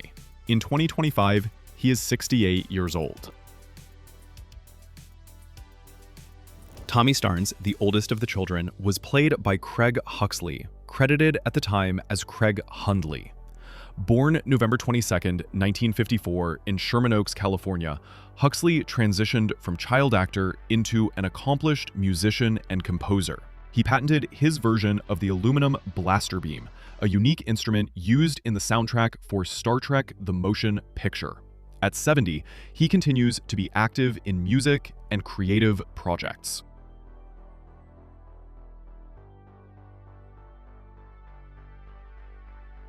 Pamela Ferdin appeared as Mary. She was born February 4th, 1959 in Los Angeles. Ferdin became one of the busiest child actresses of the era, voicing Lucy in A Boy Named Charlie Brown and Fern in Charlotte's Web, while also co-starring on The Odd Couple. She later became a registered nurse and an outspoken animal rights activist. Today, she is 66. The character Ray was played by Brian Tochi, born May 2nd, 1959 in Los Angeles. Just 9 years old when he appeared on Star Trek, Tochi went on to become one of the most visible Asian American child and teen actors of the 1970s, with roles in Anna and the King, Kung Fu, and the Saturday morning series Space Academy. In the 1980s, he shifted into adult roles, appearing in Revenge of the Nerds and voicing Leonardo in the first 3 Teenage Mutant Ninja Turtles films. He later returned to Trek as Ensign Lin in the Next Generation episode Night Terrors. At 66, he remains active in entertainment. Don Linden was portrayed by Mark Robert Brown, born December 4th, 1958 in Los Angeles. Before Star Trek, he'd already worked widely as a child actor on shows like I Spy and Please Don't Eat the Daisies. After his appearance in And the Children Shall Lead, he continued with guest spots on Lancer and The Bill Cosby Show, and later built a career as a teacher, singer, producer, and mentor. Now 66, he remains active in creative and educational work. In the episode, Is There in Truth No Beauty?, the Enterprise must transport Kolos, a Medusan ambassador whose appearance is so alien it can drive humans insane. The psychologist who volunteers to help is Dr. Miranda Jones. She was portrayed by Diana Muldaur, born August 19, 1938, in Brooklyn, New York. Muldaur later became a familiar face on television, playing attorney Rosalind Shays on LA Law and Dr. Pulaski on The Next Generation. At 87, she remains a celebrated figure in television history.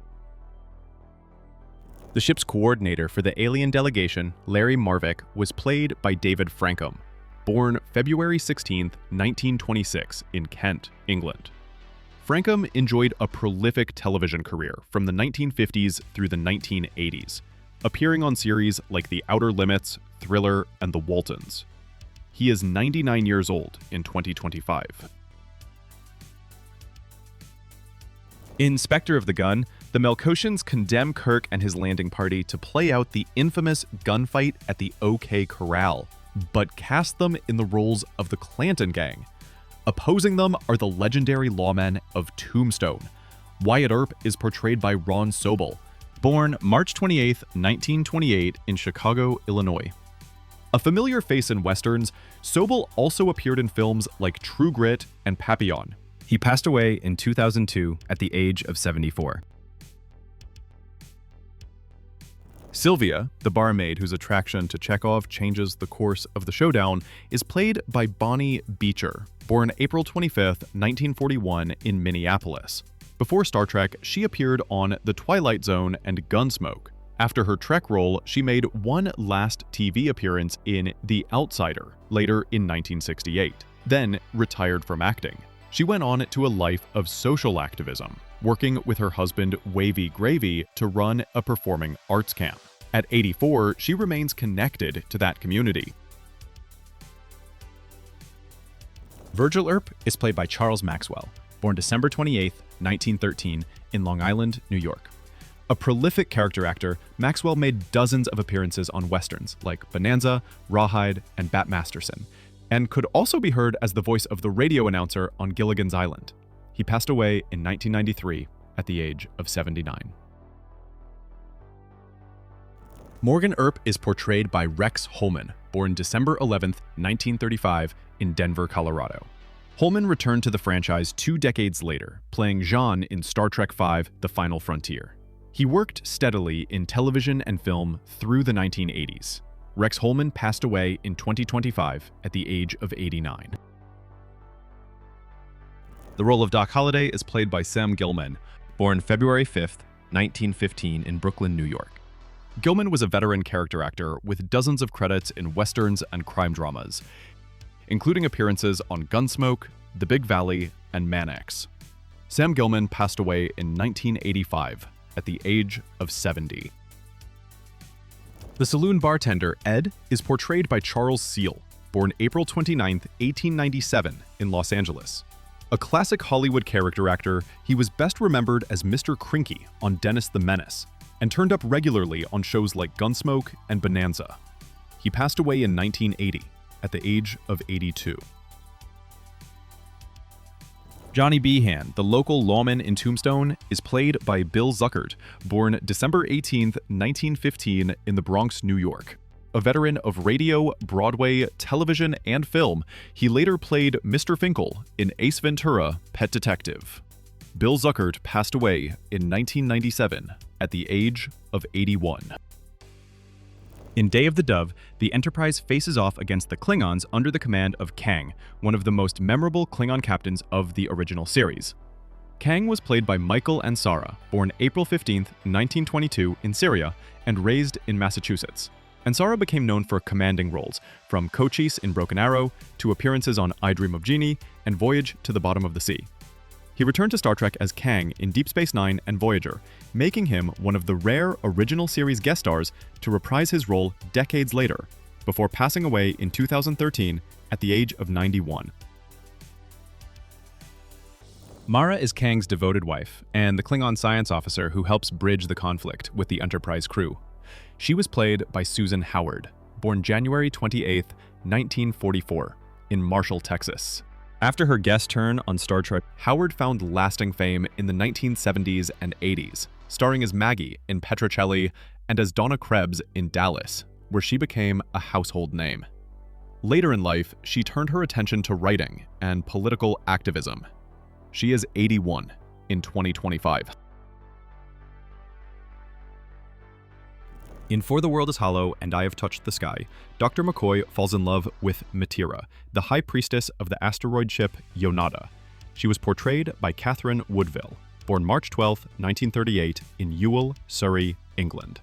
Woodville was a familiar face on 1960s television, with appearances on The Avengers, Mission Impossible, and It Takes a Thief.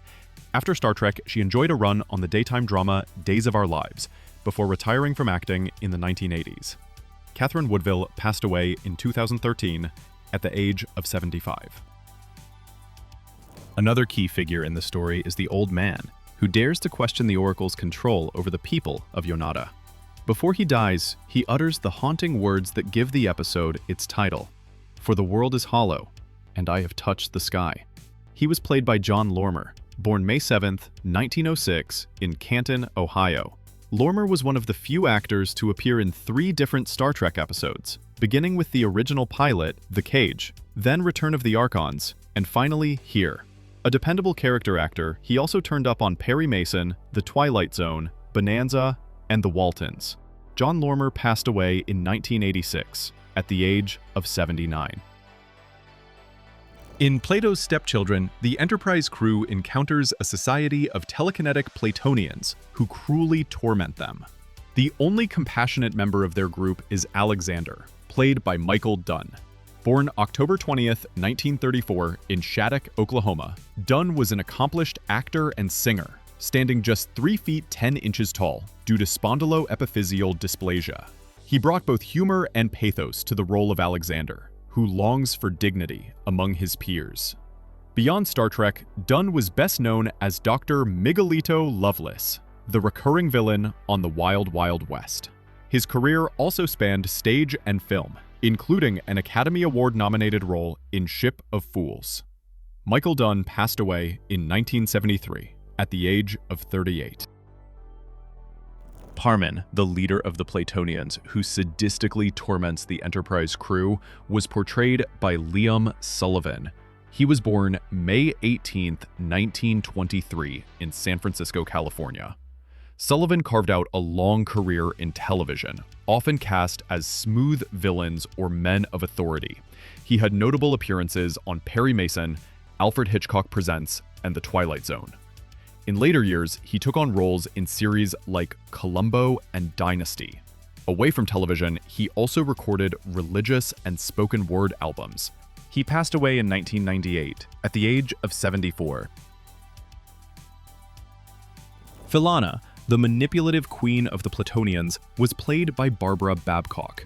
She was born February 27, 1937, in Fort Riley, Kansas. Trek fans first saw her in Season 1's A Taste of Armageddon, where she played Maya 3. She later provided voice work in episodes such as The Squire of Gothos, Assignment Earth, and The Tholian Web, before returning on screen as Philana in Plato's Stepchildren.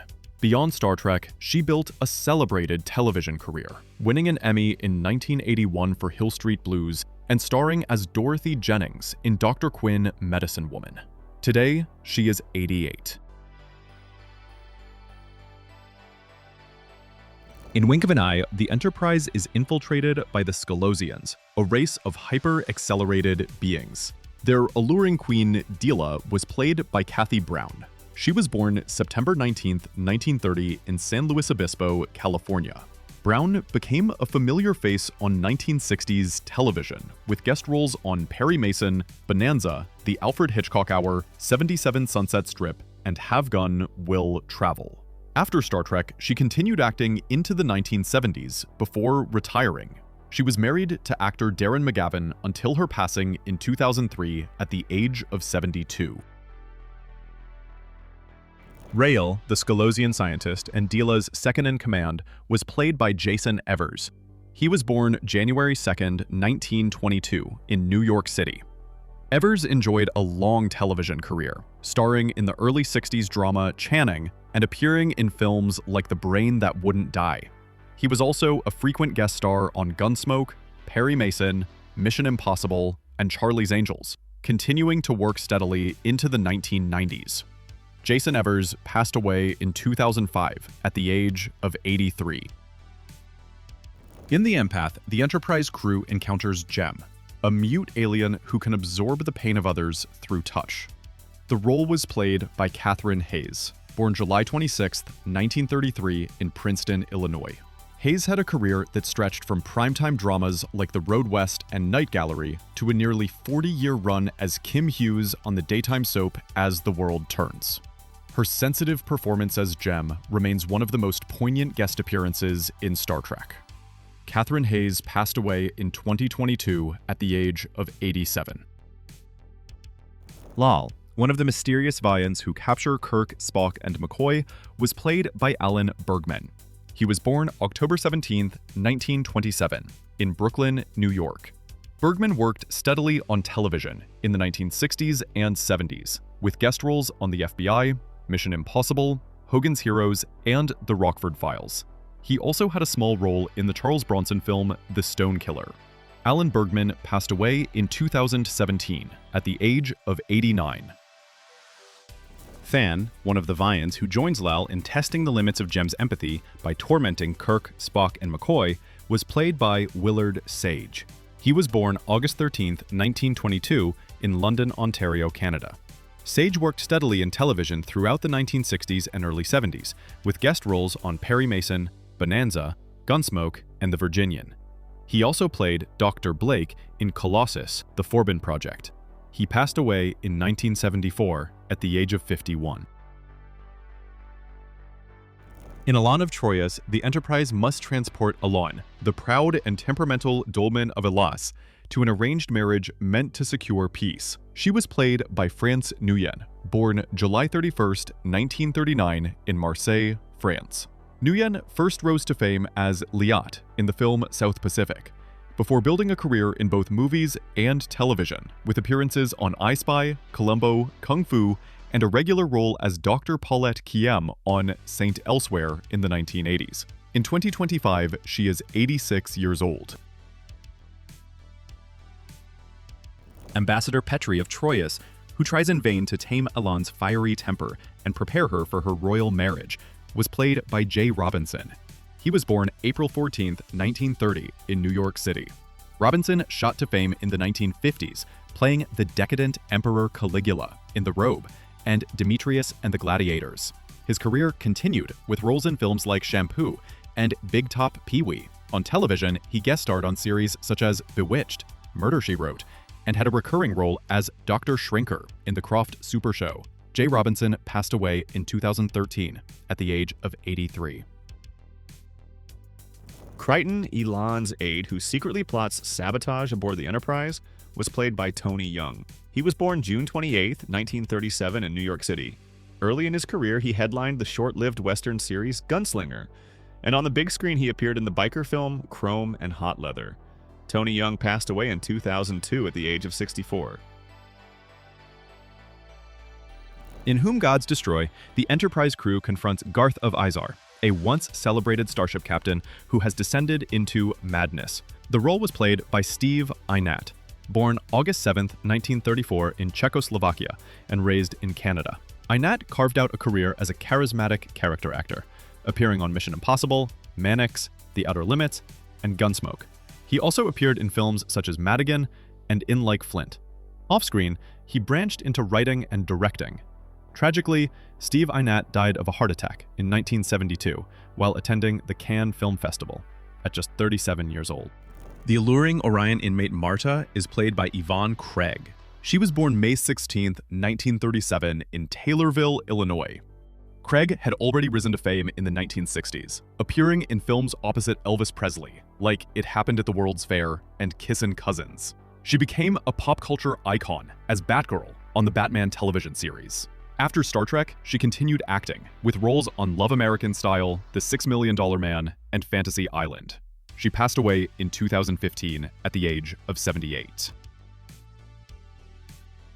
Governor Corey, the compassionate yet powerless administrator of the asylum on Elba II, was played by Key Luke. He was born June 18, 1904 in Guangzhou, China.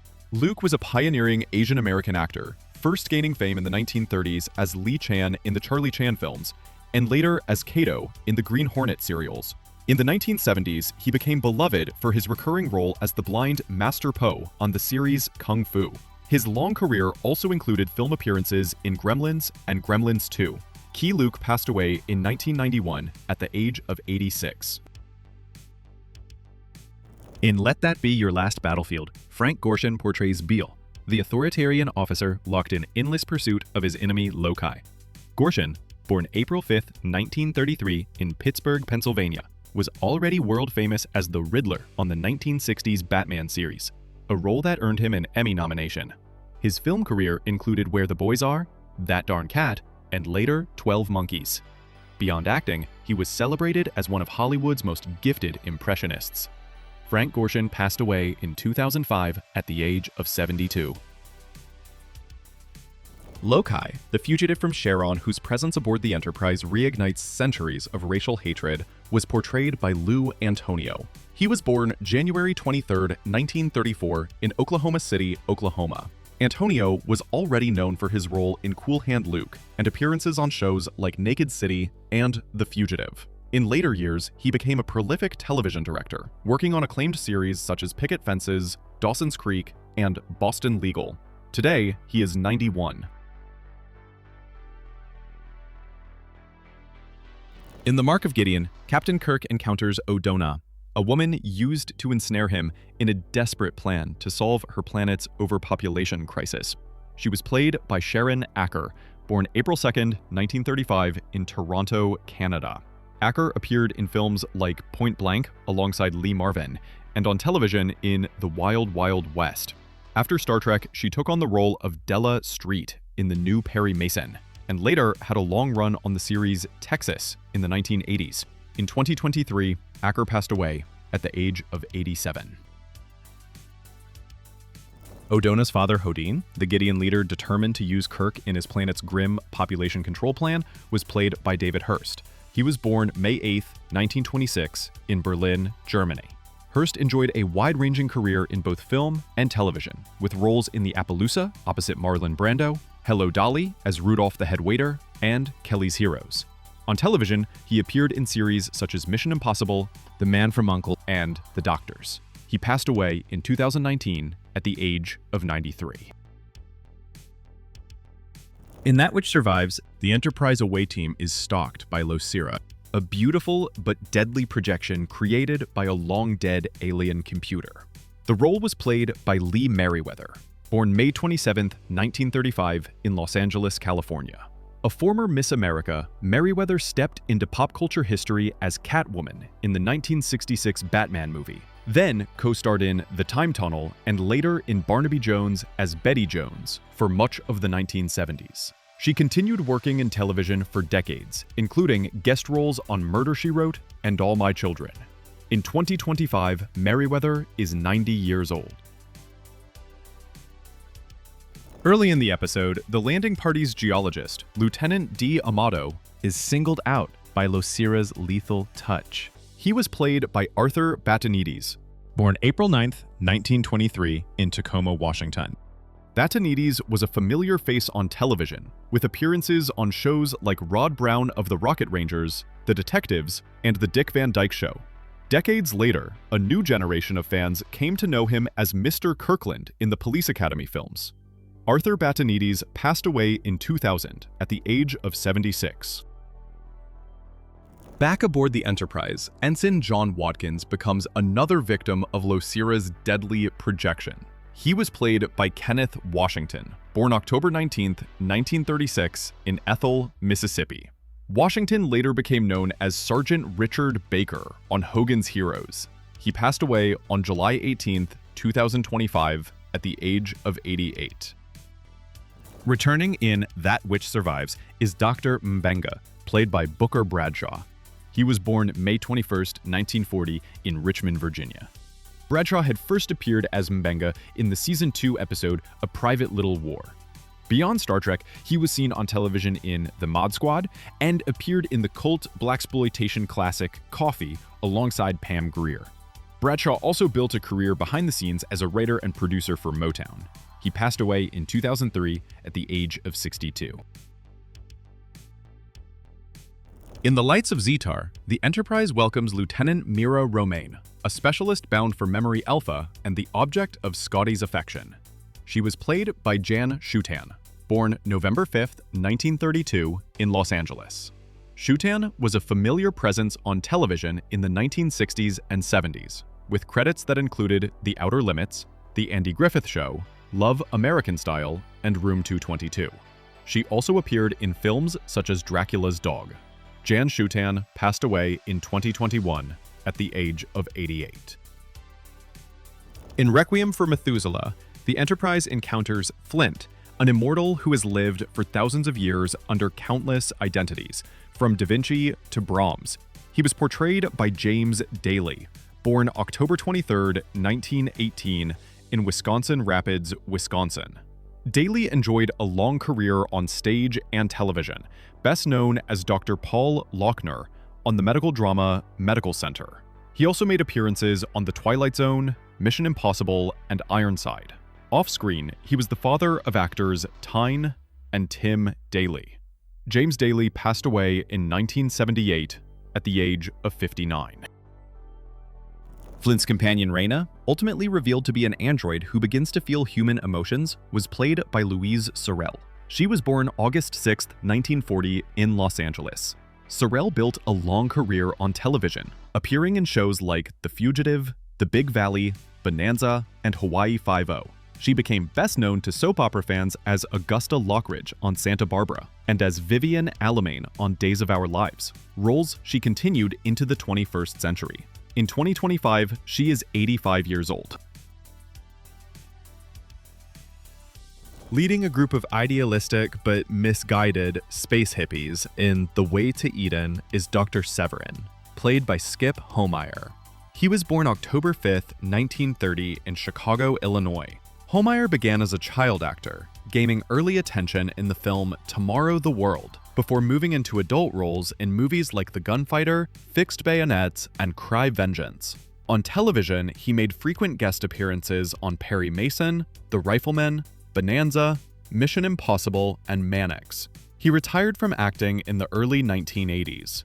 Skip Homeyer passed away in 2017 at the age of 86. Among the space hippies is Adam, the flamboyant guitarist and singer whose songs rally the group. He was played by Charles Napier, born April 12, 1936, in Mount Union, Kentucky.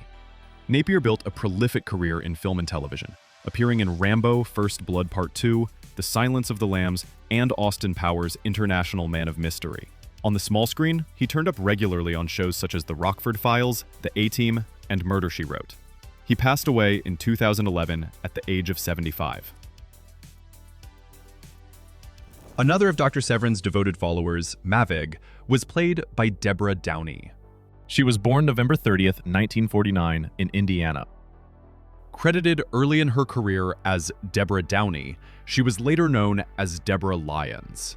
Her appearance in The Way to Eden was her most notable screen role, as she retired from acting shortly afterward. She went on to pursue work as a singer and visual artist, remaining a familiar face to fans through the Star Trek convention circuit. Today, she is 76. Irina, the former Starfleet cadet and Chekhov's past love interest, was portrayed by Mary Linda Rapelier. She was born November 16, 1944 in Kansas City, Missouri. After her Star Trek appearance, Rapelier transitioned mainly into daytime television, with recurring roles on One Life to Live and later on As the World Turns. She passed away in 2021 at the age of 76. Among Dr. Severin's followers is Tongo Rad, played by Victor Brandt. Born September 19, 1942 in Los Angeles, Brandt appeared twice on Star Trek: The Original Series. First as Engineer Watson in Elan of Troyes, and then as Tongo Rad in The Way to Eden. In later years, he built a prolific career as a voice actor in animation and video games, including Batman: The Animated Series and Avatar: The Last Airbender. Today, he is 82. In The Cloudminders, the Enterprise visits the floating city of Stratos, ruled by the authoritarian High Advisor Placis. The role was played by Jeff Corey, born August 10, 1914 in Brooklyn, New York. Corey's career took a dramatic turn in the 1950s when he was blacklisted after refusing to cooperate with the House Un-American Activities Committee, which demanded that he name colleagues with alleged communist ties. After more than a decade away from film, he returned to prominence with roles in Seconds, Butch Cassidy and the Sundance Kid, and Little Big Man. He also guest starred on shows like Perry Mason and The Outer Limits. Jeff Corey passed away in 2002 at the age of 88. Also in The Cloudminders is Droxine, the daughter of High Advisor Placis. She was portrayed by Diana Ewing, born January 4, 1946 in Honolulu, Hawaii. Ewing went on to appear in films like Play It As It Lays, and in television series such as Love American Style and The Mod Squad. She left acting in the mid-1970s. In 2025, she is 79.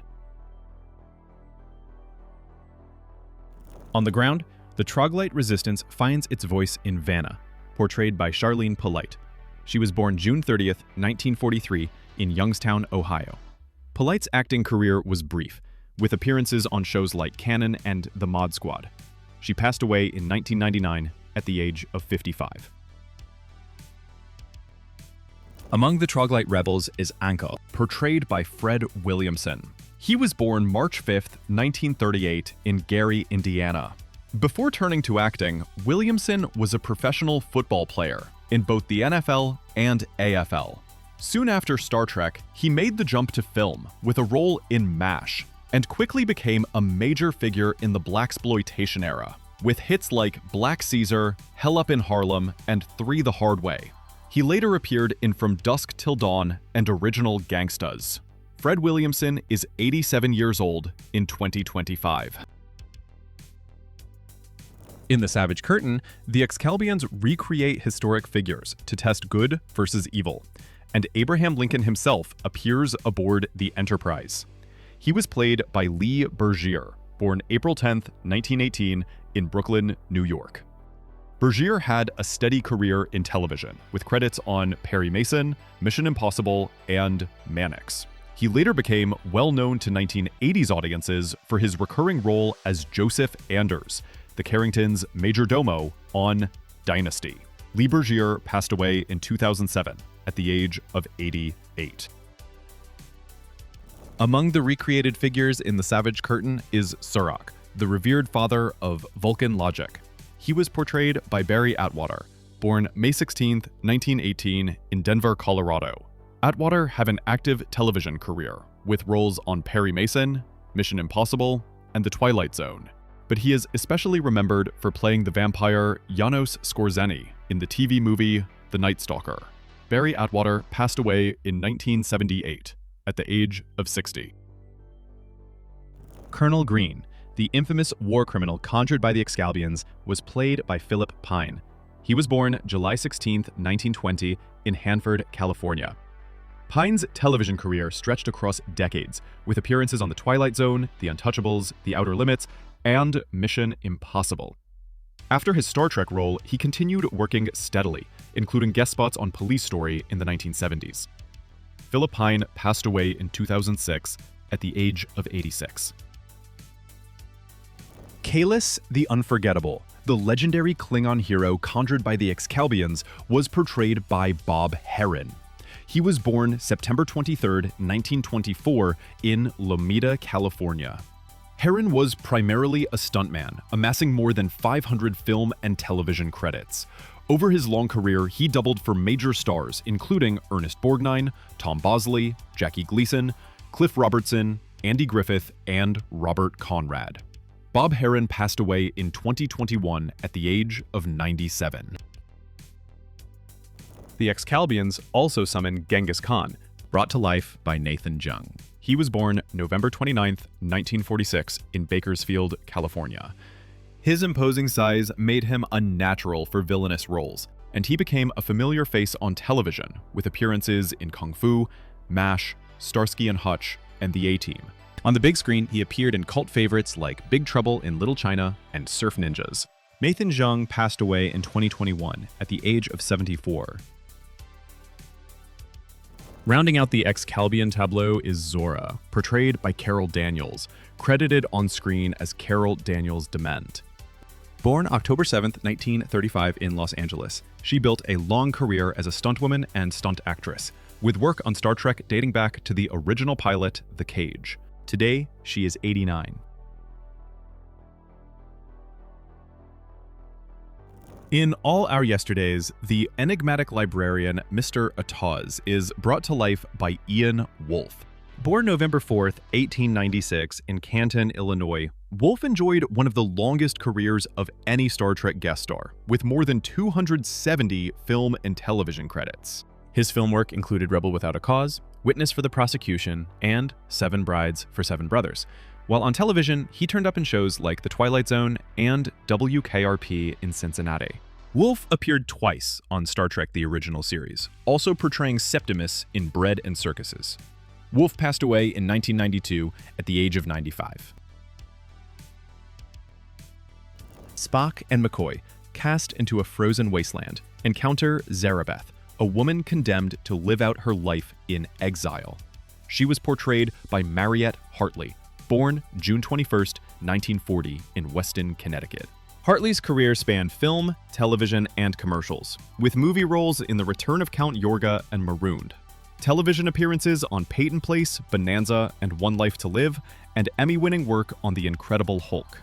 She also became famous for her Polaroid ads with James Garner in the 1970s and 1980s. She is 85 in 2025. The stern prosecutor was played by Kermit Murdoch. He was born March 20th, 1908 in Pittsburgh, Pennsylvania. Murdoch worked steadily in film and television for decades, appearing in The Edge of Night and The Defenders, and later as Dr. Robertson in the sci-fi classic The Andromeda Strain. He passed away in 1981 at the age of 72. Also appearing in this episode is the Constable, portrayed by Johnny Hamer. He was born January 19, 1920 in St. Louis, Missouri. Hamer went on to become familiar to audiences as Sergeant Zelmo Zale on MASH, and he also did voice work in the Transformers during the 1980s. His career included guest spots on comedies like Get Smart and The Doris Day Show. Johnny Hamer passed away in 1989 at the age of 69. The episode also featured a brief appearance by Anna Karen Morrow as the woman who accuses Kirk of being a witch. She was born September 20th, 1914 in New Jersey. Morrow worked regularly in television through the 1950s and 60s, with roles on Wagon Train, Peyton Place, and Marcus Welby, MD. Her film work included The Price of Fear and The Wrong Man. She passed away in 2009 at the age of 94. In Turnabout Intruder, the final episode of the original series, Dr. Janice Lester seizes Captain Kirk's body in a desperate bid for power. She was portrayed by Sandra Smith, born June 27, 1938, in Minneapolis, Minnesota. Smith worked steadily in television throughout the 1960s and 70s, with appearances on Our Private World and Guiding Light. After Trek, she appeared in The Interns. In 2025, she is 87 years old. Also, in Turnabout Intruder is Dr. Arthur Coleman, Janice Lester's accomplice in the plot against Captain Kirk. He was played by Harry Landers, born September 3, 1921, in New York City. Landers had a steady career in both film and television, with credits on Ben Casey and later in Quincy M.E. He also appeared in films such as The Gallant Hours and had a role in The Ten Commandments. Landers passed away in 2017 at the age of 96. If you enjoyed this journey through the original series, be sure to like, subscribe, and share with your fellow fans. Until next time, live long and prosper.